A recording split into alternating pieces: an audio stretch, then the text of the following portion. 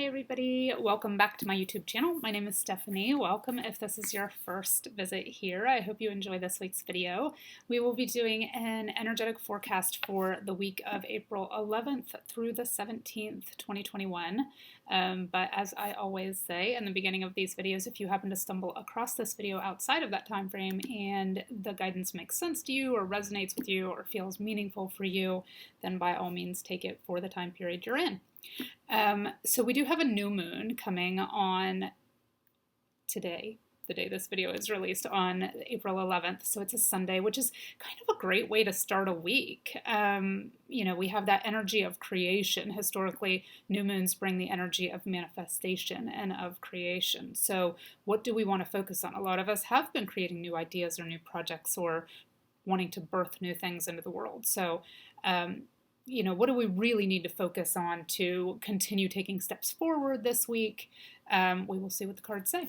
So I'm going to use the Crystal Power Tarot this week. I will go ahead and draw 7 cards and then we will talk about those one by one.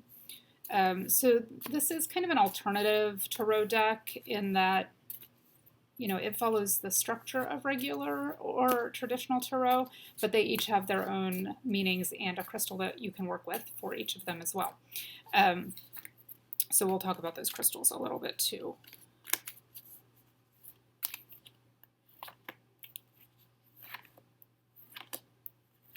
And then we'll talk about also what the meanings would be in traditional tarot too. Okay. So let's start with Sunday, April 11th. Again, this being the new moon, that energy of creation, what's coming out.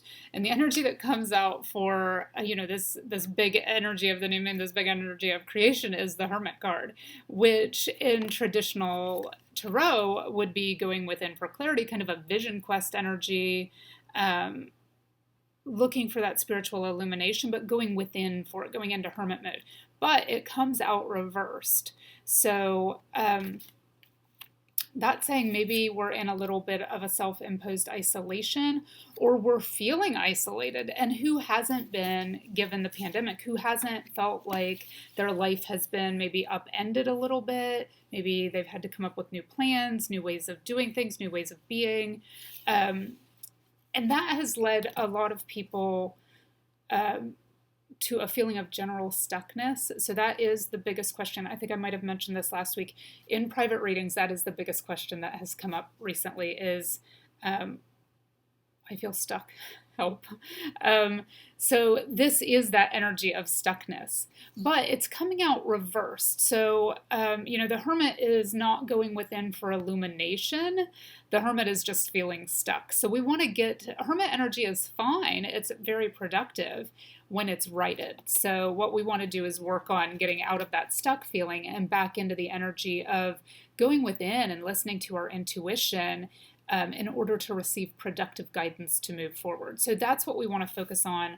Again, we're at Sunday, April 11th, the energy of the new moon.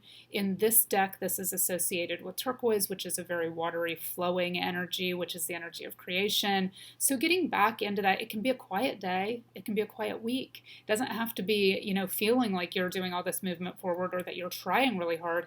It can be very contemplative. It can be very quiet. It can be hermit mode, but underneath the surface, you are still working on things. You are illuminating your own path, which is what the meaning of the Hermit is in this deck, is I follow my own path.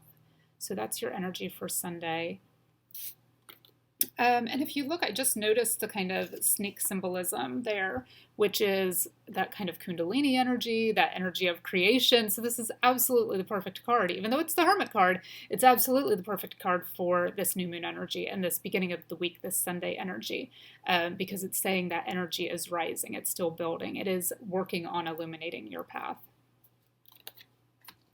There's your Sunday energy. And then Monday, we have the Five of Cups. Cups as a suit being emotions. So this being kind of the Five of Cups being kind of loss and grief, kind of like a pining over what you've lost energy. So may still be in the kind of reversed energy of that hermit mode where you're pining over things. Maybe you're feeling a little bit of grief over the way things didn't turn out over the past year, or also a little bit bitter, like this isn't where I thought I'd be right now. I was on a really good track to accomplish everything I wanted to accomplish, and then, the pandemic yanked everything out from under me. When really it is, if we can kind of, what came up last week was staying detached. If we can stay detached and stay objective, then we realize when we see things from a higher perspective that maybe this aligns us more with what we're supposed to be doing. So while many of us have felt like the rug has been yanked out from under us unexpectedly, it leads to better beginnings, to new beginnings, to things that align us more with what our soul wants us to do, what our soul came here to learn and experience. And sometimes it's like ripping the Band-Aid off. It's painful, but necessary. So this Five of Cups is that same kind of energy of the reversed hermit that says maybe you're feeling a little bit of regret, a little bit of loss, a little bit of sadness. But in this deck, it has a little more optimism to it. It's associated with the aquamarine crystal, which again is that flowing, watery energy of creation that says, I will move forward when the time is right. So this Five of Cups says, okay, yeah, the rug was yanked out from under me, but what about all these other things I always wanted to work on and never had time? So it's about that energy, that flowing with it, going with the flow, and moving forward when the time is right. So that's your Monday energy. And knowing that things also will unfold, you will move forward, but you will also be moved forward, carried forward when the time is right. So then Tuesday, April 13th, the energy that comes out is another Cups card. So still in that kind of emotional energy. And it is the Knight of Cups. So in a traditional tarot deck, the Knight of Cups would be kind of Prince Charming energy, that like somebody who kind of rides in on a white horse and saves the day. So is there a project you've been working on where you need a helpful person or a specific person? Like, do you need to build a website? Do you need to have headshots taken? Maybe it doesn't have to do with business at all. Maybe it's been a relationship that you've been looking for. The Knight of Cups is very much that kind of Prince Charming energy, somebody that rides in and is there to support you. So in this deck, it's associated with Angel Aura Quartz, which is a super high vibration, clear quartz that then is irradiated with certain minerals that leave a beautiful kind of coating on it. Sort of iridescent coating on it. So Aura Quartz stones are absolutely beautiful. They are man-made, and some people avoid those and like to go for the natural crystals, but it is really just a mineral with more minerals added to it. So I kind of like working with them.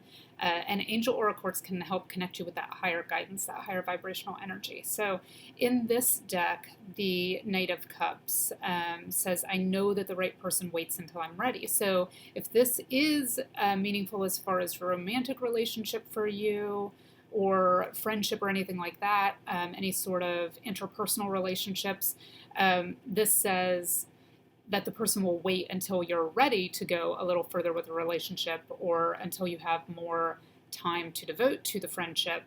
If it is business related, career related, the message is that the person appears at the right time. The right person waits until I'm ready. The right person appears when I'm ready.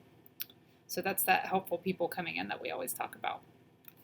And they are everywhere, all the time. It's amazing to me. So then, let's see, we are on Sunday, Monday, Tuesday, Wednesday, the 14th, is the Eight of Swords. So swords being connected to the mental body, the intellect. And in a traditional tarot deck, the Eight of Swords being self-imposed restrictions, isolation, almost like a feeling of imprisonment. So there again is that kind of pandemic energy with all of the restrictions we've been in, but also the energy of the reversed hermit that came out on Sunday. So this one says, I release myself from self-inflicted binds. And the crystal you can work with this one is sugilite, which is interesting because sugilite is very much associated with Archangel Michael, and Archangel Michael is the archangel who is most helpful for cutting cords and releasing past energies and that sort of thing. So interesting that they are connected on this card with I release myself from self-inflicted binds. And by doing that, you let go of those self-imposed restrictions, those self-inflicted restrictions, that self-imposed isolation, and you release yourself from those binds. So that's the energy we're at by midweek, by Wednesday. Is just a reminder, of how we started out with the week with that reverse hermit card of feeling self-imposed isolation and seeing, oh, it resurfaces the middle of the week. I need to pay attention to that. And knowing that it is self-imposed, that we are actually limitless, but sometimes we fall into those egoic traps of feeling like we have some limitations. So Thursday, April 15th, we have the Two of Pentacles. Pentacles being kind of earth energy, physical energy in a traditional tarot deck. So the Two of Pentacles says you might have a couple choices to ponder today. You might have a couple different options. You might be feeling like you're multitasking or have a lot of things on your plate today. So in this deck, it's connected with the malachite crystal. Which helps kind of tune us in to what the best possible options are going to be. And in this deck, it says, I calmly make the best decision possible. So if you are presented with a couple different options, as this card represents, or you feel like you're multitasking and have a little too much on your plate, this is a reminder to kind of settle into your body, use that earthly grounding energy of the pentacles, that physical energy of the pentacles to ground yourself so that you can hear your own intuition, so that you can make the best possible decision. And then Friday the 16th. I'm sorry it's so noisy in here all of a sudden. My cats are losing their minds. I'm not sure what's going on, but it's like you can't see it and hopefully can't hear too much of it, but absolutely losing it. Okay, so Friday, which is April 16th, we have the Six of Wands energy. So Wands, back in that kind of fiery, creative energy that we want to be in for the week of a new moon. This card connects to the garnet crystal, which is very connected to those kind of lower chakras, to the energy of creation, to fire, to vitality, to bringing in new energy. So this is a good way to start finishing out the week after we've been in our heads so much. This is back to the energy of creation, back to the energy of that new moon. So Six of Wands in a traditional tarot deck would be kind of victory or movement forward, good news, that sort of thing. So maybe you get news about what you've been waiting for all week. Maybe you get movement forward about the project you've been working on. Maybe you hear from a person you want to start or explore a relationship with. This is going to be different for everybody.